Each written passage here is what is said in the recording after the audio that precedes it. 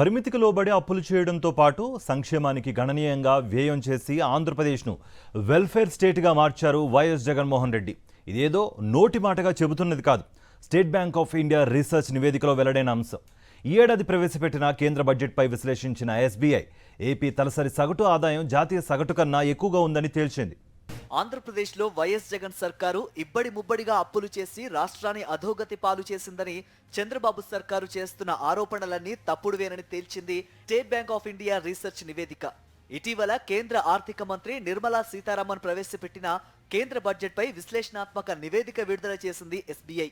ఇందులో వివిధ రాష్ట్రాల అప్పులు, తప్పనిసరి వ్యయాలు, సంక్షేమ పథకాల అమలు, తలసరి ఆదాయాల అంశాలను పొందుపరిచింది. 15వ ఆర్థిక సంఘం సిఫారసులు ఉన్న ఆంధ్రప్రదేశ్లో 2022-23 సంవత్సరాల్లో తక్కువగా అప్పులు చేసినట్లు తేల్చింది ఎస్బీఐ.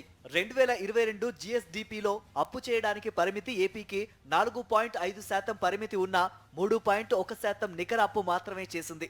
ఇక 2023లో 4% అనుమతి ఉన్న 3.5% నికర అప్పు చేసినట్లు ప్రకటించింది.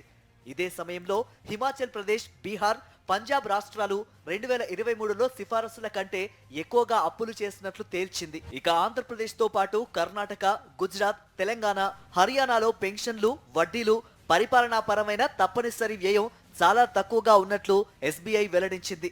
ఇదే సమయంలో బీహార్, పంజాబ్, ఉత్తరప్రదేశ్, జార్ఖండ్, పశ్చిమ బెంగాల్, రాజస్థాన్ వంటి రాష్ట్రాల్లో ఈ వ్యయం చాలా ఎక్కువ అని పేర్కొంది. అంతేకాదు ఆంధ్రప్రదేశ్ తలసరి సగటు ఆదాయం జాతీయ సగటు కన్నా ఎక్కువగా ఉందని, ఇది ఎంతో అనుకూలమైన పరిణామమని నివేదికలో వెల్లడించారు. ఏపీలో వైఎస్ జగన్ ప్రభుత్వం ఆరోగ్యం, విద్యతో అనుసంధానం చేసే అనేక సంక్షేమ పథకాలు అమలు చేసిందని, మహిళా సాధికారత సాధించడమే లక్ష్యంగా మరికొన్ని స్కీమ్లు ఇంప్లిమెంట్ చేసినట్లు పేర్కొంది. ఇవన్నీ దీర్ఘకాలంగా మంచి ఫలితాలు సాధించడంతో పాటు దేశ అభివృద్ధికి దోహదపడతాయని ఎస్బీఐ ప్రకటించింది.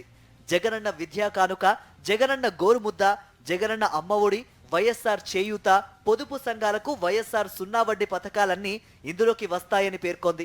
అయితే ఆంధ్రప్రదేశ్తో పాటు మహారాష్ట్ర, తెలంగాణ, కర్ణాటక రాష్ట్రాలు సైతం సంక్షేమానికి గణనీయంగా వ్యయం చేసి వెల్ఫేర్ స్టేట్స్ గా నిలిచినట్లు ఎస్బీఐ నివేదిక తేటతెల్లం చేసింది. ఇన్నాళ్లు వైఎస్ జగన్ సర్కారుపై లేనిపోని నిందలు వేస్తున్న కూటమి సర్కారుకు ఎస్బీఐ నివేదిక చెంపపెట్టుగా మారింది. సంక్షేమమే రాష్ట్రాభివృద్ధి సోపానమని గుర్తించిన జగన్ ఏపీని వెల్ఫేర్ స్టేట్ గా మార్చడంలో క్రియాశీల పాత్ర పోషించారు.